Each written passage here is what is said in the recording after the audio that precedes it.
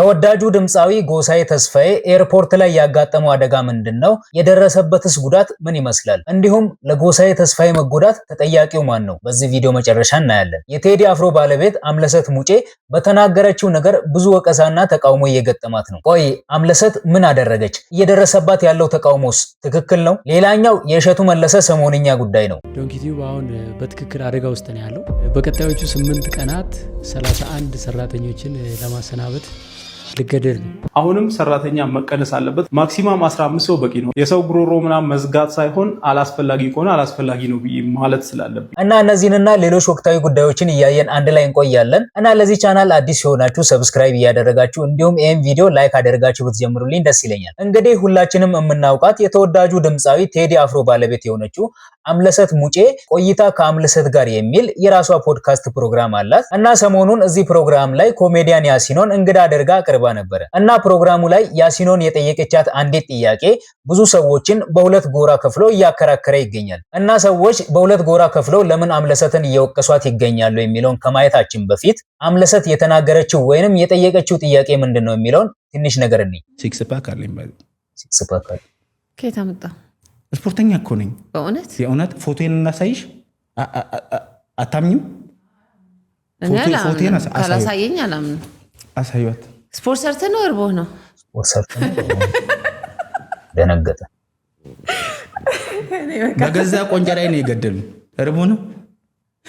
ይርብሃል ቢሮ ይጠማሃል ቢሮ ይጨንቅሃል ቢሮ ሁሉም እንደዛው ነው ማቻል ነው ዘንድሮ። እና እቺ ፓርት ነች እንግዲህ አምለሰት ሙጬ ላይ ብዙ ተቃውሞ እንዲደርስባት እያደረገው ያለው ማለት ነው። እና እዚህ ጋር ኮሜዲያን ያሲኖ ሲክስ ፓክ አለኝ ሲላት ከየት አመጣኸው? ርቦህ ነው ወይስ የምርም ስፖርት ሰርተ ነው ያመጣኸው የሚል ጥያቄ ነበር የጠየቀችው። እና እቺን ጥያቄ ብዙ ሰዎች ከምን ጋር ያያዙት የኮሜዲያን ያሲኖን የግል ሞራሉን የሚነካ አይነት ጥያቄ ነው። እንዲሁም ሲክስ ፓክ ያለው ሰው ሁሉ የተራበ ሰው ነው ወይ የሚሉ ጥያቄዎች እንዲያነሱ አድርጓል። ለምሳሌ አምለሰት ሙጬ ራሷ 4 ልጅ ከወለደች በኋላ ሲክስ ፓክ ለማውጣት ብላ ስፖርት ምናምን ስትሰራ ነበር። ታዲያ የስፖርትን ጥቅም በዚህ ልክ የምታውቅ ከሆነ እንዲህ አይነት ጥያቄ እንዲህ አይነት ቀልድ መቀለድ ለምን አስፈለገ የሚሉ ሰዎች አሉ። ከ4 ልጆች መውለድ በኋላ ሲክስ ፓክ ለማምጣት 2 ወር ሙሉ ሲለፋ እንደነበረ ሰው የስፖርትን ጥቅም ከምንም ነገር በላይ ከተረዳና በህይወቱ ከተገበረ ሰው ሲክስ ፓክ ከየት አመጣህ ብሎ መጠየቅ አድማጭን መናቅና ለጆሮ የማይጨነቅ አድርጎ ከማሰብ ለይቻ አላየውም። ያሲኖ የኖረውን ህይወት የሚናገር ያለፈበትን የሚጽፍ ባለ ድንቅ ተስጦ ልጅ ነው። ፕሮግራም መሪ ማለት ደግሞ ለዝግጅቱ ድምቀት ብቻ እንግዳ ጋብዞ የሚያወርድ ሳይሆን የህዝብን ዕውቀትና መዝናናት የሚያጎለብት ውይይትን የሚመራ ንግግሩን የገራ በሳል የሆነ ሰው ማለት ነው። አምለሰት ግን ይህንን ሚዛን መጠበቅ የቻለች አትመስልም። አንድ እንግዳ መድረክ ላይ ጋብዞ ለስራውና ለስብዕናው ከሚገባው ክብር ውጪ አካላዊ ገጽታን፣ የግል ህይወትን ዝቅ የሚያደርግ ጥያቄ ማቅረብ ተገቢነት የለውም። በተለይ የአንድን ሰው የሰውነት ቅርጽ ከረሃብ ወይንም ከኢኮኖሚ ችግር ጋር አያይዞ ማቅረብ የጥያቄውን አውድ ከማበላሸቱም በላይ የጋዜጠኝነትን መሰረታዊ ስነ ምግባር የጣሰ ድፍረት ነው። ኮሜዲያን ያሲኖ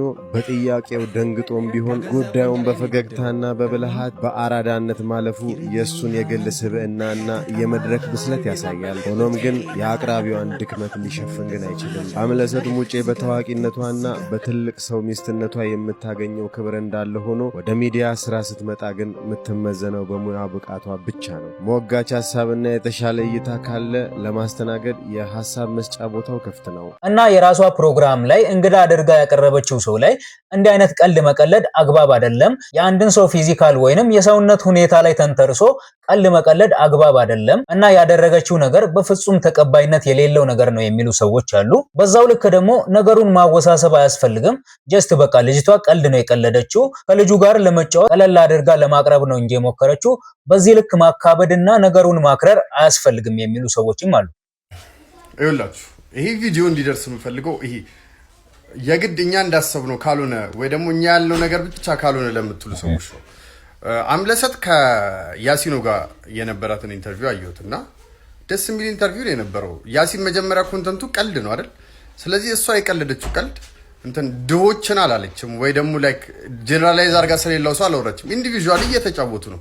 ኮሜዲያን ነው ቀልድ እንትን አለ። አረ ቀልድ እያወቅን እንዴ ምንድነው እየተነሳን ለሁሉም ነገር የሆነ ህይወት ቁም ነገር ካልሆነ ህይወት በቃ የሆነ ውስብስብ ነገር ካልሆነ የሚባለው ትክክል ያለችው ላይክ ርቦ ነው ያወጣው ወይ ስፖርት ሰርተ ነው አለችው። በቃ እሱ ነው ያወራችው፣ ስለሱ ነው ያወራችው እንጂ ሲክስ ፓክ የሚያወጣው ሰው ሲራብ ነው ምናምን አላለችው። አታካብዱ። አንዳንዴ ይሄ በቃ አንዳንድ የማንረዳው ነገር አለ ብላችሁ መተውም ልመዱ። በቃ ጨዋታው ካልገባችሁ ጨዋታ ያልገባው ሰው መተው ነው። አይ እና በዚህ መልክ ነው እንግዲህ የተለያዩ ሐሳቦች እየተነሱ ያሉት ማለት ነው። ታዲያ እዚህ ጋር የኔ ሐሳብና የግል አስተያየት ምንድነው? እና እዚህ ጋር አምለሰት ሙጬ እንደዚህ አይነት ቀልድ መቀለድ አለባት ወይንም በጭራሽ እንዲህ አይነት ቀልድ መቀለድ የለባትም የሚለውን ለማየት ያቀረበችው እንግዳ ማን ነው የሚለውን ማወቅ ያስፈልጋል። እና ፖድካስት ላይ ያቀረበችው ሰው ሁሉ ጋር ሲሪየስ በሆነ መንገድ ማውራት የለባትም አይደለ? በዛ ላይ ደግሞ የምታቀርበው እንግዳ አይነት ይወስናል። ለምሳሌ አሁን ላይ ያቀረበችው ኮሜዲያን ያሲኖ ነው። ኮሜዲያን ያሲኖን የምናውቀው እንግዲህ በኮሜዲ ስራው ነው። ብዙ ጊዜ ሰዎችን በማሳቅ በማዝናናት የሚታወቅ ልጅ ነው። ሁላችንም እንደምናውቀው እንግዲህ ብዙ ጊዜ ኮሜዲያን በራሳቸው ላይ ይቀልዳሉ፣ በራሳቸው ፊዚካል ላይ ይቀልዳሉ፣ ራሳቸው በሚያደርጉት ነገር ላይ እየቀለዱ ሰዎችን ለማዝናናት ይሞክራሉ። ስለዚህ አምለሰት ሙጬ ቀለል አድርጋ ከዚህ ልጅ ጋር ለመግባባት መሞከሯና እንዲህ አይነት ቀልድ መቀለዷ በዚህ ልክ ሊያስተቻት ይገባል ብዬ አላስብም። ምክንያቱም አንድን ኮሜዲያን ፕሮግራም ላይ አቅርቦ ሙሉ በሙሉ ፕሮግራሙን ሲሪየስ ማድረግ ይቻላል? ትንሽ መቀለድና ትንሽ ፈገግ ማስባል አለበት ፕሮግራሙ። እና እርግጠኛ ሆኜ የምነግራችሁ ይሄን ቀልድ የቀለደው ወይንም አምለሰት ሙጬ አሁን የተናገረችውን ነገር የተናገረው ሌላ ሰው ቢሆን እንስቅ ነበር በዛ ንግግር። እንደው ለምሳሌ ያክል እንውሰድና ይሄን ነገር የተናገረው ወይንም ይሄን ቀልድ የቀለደው ኮሜዲያን ያሲኖ ቢሆን በእርግጠኝነት ከመተቸት ይልቅ እንስቅና እንዝናናበት ነበር። ይሄን ያልኩት ለምንድነው? አንዳንዴ ቀልድ የሚያምርበትና ቀልድ የማያምርበት ሰው አለ። እና አሁን ላይ አምለሰት ሙጬንም እያስወቀሳት ያለው የተናገረችው ነገር አግባብ ሳይሆን ቀርቶ ወይንም የቀለደችው ቀልድ መጥፎ ሆኖ ሳይሆን እሷ እንደዛ አይነት ቀልድ ስለማንጠብቅ ወይንም እሷ የቀለደችበት መንገድ ብዙም የሚያስቅ ስላልነበረ ነው እንጂ ያን ያክል አካብዶ እንደዛ መውቀስ አስፈላጊ ነው ብዬ አላስብም። እስኪ እናንተ በዚህ ጉዳይ ላይ ምን ሐሳብ አላችሁ? ኮሜንት ላይ ንገሩኝ። ሌላኛው ጉዳይ ደግሞ የተወዳጁ ድምጻዊ ጎሳዬ ተስፋዬ ዊልቸር ላይ ሆኖ የለቀቀው ፎቶ ጉዳይ ነው። እና ጎሳዬ ተስፋዬ የራሱ ፌስቡክ ገጽ ላይ ታምሜ ገባው ብሎ በዊልቸር ላይ ተቀምጦ አንድ ፎቶ ፖስት አድርጎ ነበረ። በዚህም ጎሳዬ ተስፋዬ ምን አጋጠመው፣ ምን አይነት አደጋ ገጥሞት ነው እንዲህ ሆኖ ብሎ ብዙ ሰው ተጨንቆ ነበረ። በኋላ ላይ እንግዲህ ሰይፉ ፋንታውን እሱ ያለበት ድረስ ሄዶ ስለ ጉዳዩ አንድ መረጃ አውጥቷል። ጎሳዬ ተስፋዬ ታሞ ያለ ፎቶ ተለቆ ነበርና ሰይፍሻም እዛው ላፍቶ አካባቢ ያለ ሆስፒታል ውስጥ ከጎሳዬ ጋራ ነው ያለውና ሰይፍሻ ጋራ ደወል አድርገን ጠይቀው ብለናል። እንዴት ዋልክ ሰይፍሻ? እንደምን ዋላችሁ?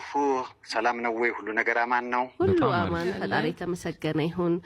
ጎስሽ እንግዲህ የሙዚቃ ዝግጅቱን ሊያቀርብ በሄደበት ሲመለስ አመም አድርጎት ተመለሰ የሚል መረጃ ማህበራዊ ሚዲያ ላይ በስፋት እያየን ነበርና ምንድነው? ምን ተፈጠረ? ጎስሽ እንግዲህ ለንደን ላይ የሙዚቃ ስራውን ለማቅረብ ከራሄል ጌቱ ጋር ለንደን ነበረ።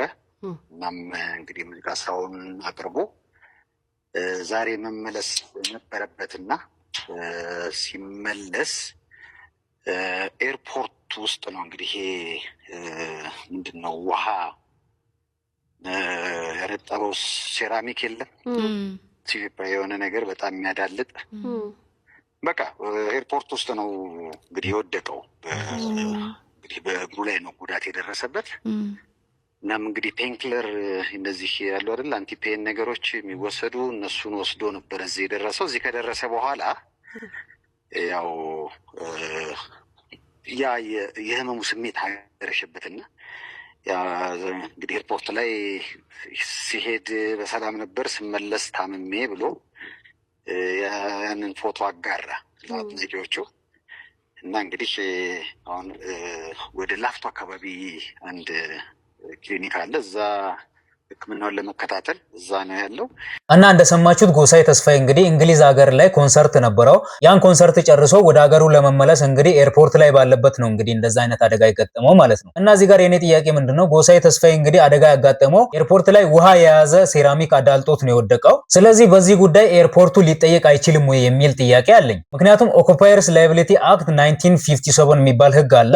እና ኦኩፓየርስ የሚባሉት ወይንም የኤርፖርቱ አስተዳዳሪዎች ወይንም የቦታው ባለቤቶች እዛ ቦታ ላይ ለሚመጡ ተሳፋሪዎችና እንግዶች ሁሉ ኃላፊነት መውሰድ አለባቸው። ወደዛ ግቢ የሚገቡ ሰዎች ሁሉ ደህንነታቸው የተጠበቀ እንዲሆን ያስገድዳል። ከዛ ባለፈ የቸልተኝነት ህግ ወይንም ላው ኦፍ ኔግሊጀንስ የሚባል ነገር አለ። ያ ጎሳዬ ተስፋዬ አደጋ የደረሰበት ቦታ ወይንም ያ ወለል የረጠበ ወለል ወይንም ውሃ የያዘ ወለል ከሆነ እዛ ቦታ ላይ ዌት ፍሉር ብሎ መጻፍ አለበት ወይንም የረጠበ ወለል ነው ስለዚህ ጥንቃቄ አድርጉ ተብሎ እዛ ቦታ ላይ መጻፍ አለበት እና ጎሳዬ ተስፋዬ አደጋ የገጠመው ያ ነገር ያ የጥንቃቄ መልእክት በሌለበት ሁኔታ ከሆነ በቸልተኝነት ተሳፋሪን ለአደጋ ማጋለጥ በሚለው ህግ የእንግሊዙ ኤርፖርት እንግዲህ መጠየቅ ይችላል ብዬ አስባለሁ እና ጎሳዬ ተስፋዬ ቀላሉን ያደርግልን ለማለት እንወዳለን እና ሌላኛው ጉዳይ ምንድነው ከሰሞኑን እንግዲህ ኮሜዲያን እሸቱ በጣም ተቸግሬያለሁ ወይንም ዶንኪ ቲዩብ አደጋ ላይ ነው የዶንኪ ቲዩብ ሰራተኞችም ስራቸውን ሊያጡ ነውና አገዙኝ እርዱኝ እያለ የተለያዩ ቪዲዮችን ሲለቅ እናስታውሳለን እና በጣም ብዙ ሰዎች ብዙ አይነት ድጋፍ እያደረጉ ነበር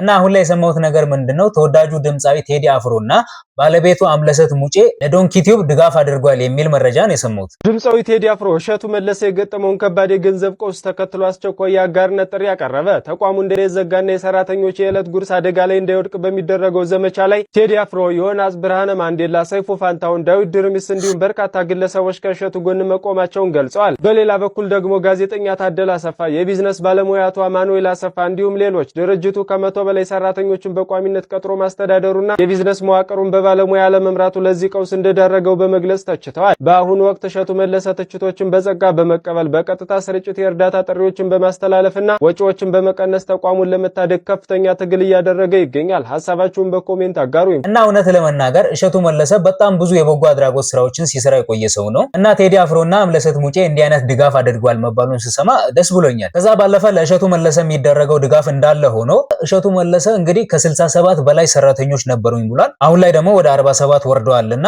እነዛን ሁሉ ሰራተኞች መቅጠሩ አግባብ አልነበረም የሚሉ ሰዎች አሉ። እስኪ የዳሎል ኢንተርቴይንመንቱ ኑቲ የሚለውን ነገር እንስማ። ሰሞኑን ኮሜዲያን እሸቱ ላጋጠመው ነገር እንደ ኮንቴንት ክሬተርና እንደ ቢዝነስ ሰው መፍትሄው ምንድነው ብለህ ታስባለህ? ኦኬ ሶ አሁን ላይ መደረግ ያለበት ኢሚዲየትሊ መደረግ ያለበት ነገር እገዛ ነው፣ እርዳታ ነው። እኛም ነገ ምን እንደሚያጋጥመን አናውቅም። ነገር ግን ለዚህ ችግር ዘላቂ መፍትሄና ሎንግ ተርም ሶሉሽን ብዬ ማስበው ነገር ለሁለት ይከፈላል። የመጀመሪያው አሪፍ ኮንተንት ስትራቴጂ ማውጣት ነው። ሁለተኛው ደግሞ ቢዝነስ ማኔጅ ማድረግ ነው ብዬ ማስበው። ኮንተንት ስትራቴጂ ስላችሁ ከዚህ በፊት እሱን ያሳደገው ይህን ያክል ሀብታም ያደረገው እናም ደግሞ በሰዎች ዘንድ ተወዳጅ ያደረገው ተደራሽነቱ ነው። ቪው ማግኘት አለበት። እንደ ድሮ አይነት ቪው ለማግኘት ደግሞ ጥሩ ኮንተንት ስትራቴጂ ያስፈልገዋል ብዬ ነው ማስበውና ይህንን ካደረገ ጥሩ ቪው ካገኘ ጥሩ ገንዘብ ያገኛል፣ ጥሩ ማስታወቂያ ይሰራል፣ ጥሩ ነገር ላይ ይሆናል ነው ባጭሩ። ፊሊንጉ ራሱ ጥሩ ነው የሚሆነው። ቪው ስታጣ ኮንፊደንስ ጭምር ነው የሚጠፋው። ቪው ስታጣ ቀጣይ ቪዲዮ መስራት ሞራል ጭምር ነው የሚጠፋው እና አሪፍ ቪው የሚያገኝ ኮንተንት አዘጋጅቶ ያንን ኮንተንት በተደጋጋሚ ቢሰራ ወደ መጀመሪያው አቋሙ በአጭር ጊዜ ይመለሳል ብዬ አስባለሁ። ሁለተኛውና ብዙ ሰዎች ጋር ያለው ችግር ደግሞ ቢዝነስ በትክክል ማኔጅ አለማድረግ ነው። እንደ ኮንተንት ክሬተር እኛ ሁለት ነገር ነው ማኔጅ የምናደርገው። አንደኛ ቻናላችንን፣ ሁለተኛ ደግሞ እንደ ቢዝነስ ማኔጅ የምናደርጋቸው ነገሮች አሉ። አሁን ኮሜዲያን እሸቱ ሲል እንደሰማችሁት ብዙ ሰራተኞችን በውስጡ ቀጥሮ ያሰራል። ከዚህ በፊት 60 ምናምን ነበሩ፣ አሁን 40 ምናምን ደርሰዋል። ግን እኔ እንደ ታናሽ ወንድም የምመክረው ነገር በጭራሽ ይሄን ያክል ሰራተኛ ለአንድ ዩቲዩብ ቻናል አያስፈልግም ብዬ ነው ማስብ። አሁንም ሰራተኛ መቀነስ አለበት። ማክሲማም 15 ሰው በቂ ነው። ራሱ ቻናሉን ማኔጅ ያደርጋል። ክሬቲቭ ዳይሬክተር ይሆናል። የተወሰኑ ካሜራማኖች ያስፈልጉታል፣ ኤዲተሮች ያስፈልጉታል። ሌላው ነገር ተጨማሪ ነው። የሰው ጉሮሮ ምናምን መዝጋት ሳይሆን አላስፈላጊ ከሆነ አላስፈላጊ ነው ብዬ ማለት ስላለብኝ ነው። ለማንኛውም ሌላኛው እሱ ጋር ብቻ ሳይሆን አብዛኞቻችን ጋር ያለው ችግር ከእዳ ጋር የተያያዘ ነው። እናንተ ሶሻል ሚዲያ ላይ የምታውቋቸው አብዛኞቹ ኮንቴንት ክሬተሮች በተለይ የመኪና እዳ አለባቸው። በኋላ መመለስ እንኳን የሚከብዳቸውን ያክል ብር ይበደሩና እድሜ ልክ ያንን ይከፍላሉ። ይሄ ነገር አስፈላጊነቱ በጭራሽ አይታየኝም። ለምን እንደ ኮንቴንት ክሬተር ኢትዮጵያ ውስጥ ካሉ ከአብዛኞቹ ሰዎች የተሻለ ወራዊ ገቢ ነው እኛ የምናገኘው አይደለ? ስለዚህ ያንን ወራዊ ገቢ እኮ የተወሰነ ጊዜ ለራሳችን ታይም ብንሰጥ ሳንበደር ማግኘት የምንችለው ነገር በጣም ብዙ እዳ ውስጥ መግባት አለ። ሌላኛው ደግሞ ፕሮሚሲንግ የሆነ ቪው በማየት ለምሳሌ የሆነ ሰዓት ላይ ቻናላችን በጣም አሪፍ ከሆነ ትልልቅ ኢንቨስትመንቶች ውስጥ ዘሎ መግባትም ትክክል አይመስለኝም። ይህንን ነገር የሚያስተካክሉ ከሆነ ዶንኪ ቲዩብ ከዚህ በፊት ከነበረው ነገር በላይ መሄድ የሚችል ጥሩ አቋም ላይ መመለስ የሚችል ቻናል ይመስለኛል። እና አሁን ለማንኛውም ኢሚዲየትሊ መደረግ ያለበት ነገር እገዛ ስለሆነ እሱ የሚጠይቃቸው ነገሮች አሉ። ላይቭ ስትሪም እያደረገ ነው። ሰው እዛ ላይ ገብታችሁ የቻላችሁትን ያክል እንድታደርጉ የኔም ቤተሰቦች ይሆናችሁ ሰዎች፣ እኔን የምትወዱኝ ሰዎች ይህንን ቻናል እንድንታደግ ጥሬን አቀርባለሁ። አስባለሁ ሌሎችን ኮንቴንት ክሬተሮች ነገ ከነገ ወዲያ እኛ ምን እንደሚያጋጥመን ስለማናቅ እኛም ብንተባበር ብዬ ነው የማስበው። ይሄ ጥፋት ያ ጥፋት ማለት አሁን ምንም ትርጉም የለውም። ሁላችንም አጥፍተናል፣ ሁላችንም ጥሩ እንሰራለን፣ እናጠፋለን። ስለዚህ ጥፋት ላይ ብቻ ነገሮችን እንትን ከማለት ይልቅ ይህንን ብናደርግ የሚል ሐሳብ አለ እና እሸቱ መለሰም የሚሰጡ አስተያየቶችን በአግባቡ ተቀብሎ እንግዲህ በቀጣይ ያለው ነገር ያስተካክላል ብዬ አስባለሁ። እስኪ እናንተ የራሳችሁን ሐሳብ ኮሜንት ላይ ንገሩኝ። እና የዛሬው ቪዲዮ ይሄን ይመስል ነበረ። በሚቀጥለው ደግሞ በሌላ ቪዲዮ አብረን እንገናኛለን።